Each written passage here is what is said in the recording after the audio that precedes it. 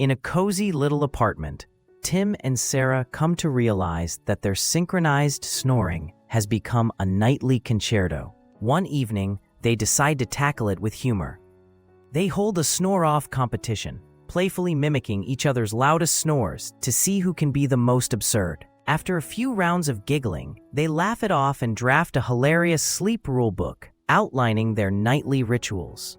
From earplug exchanges to strategic pillow placements, their unique approaches make bedtime a delightful adventure. Ultimately, they discover that laughter is the best remedy for even the loudest challenges in love, proving that every couple can turn quirks into cherished memories.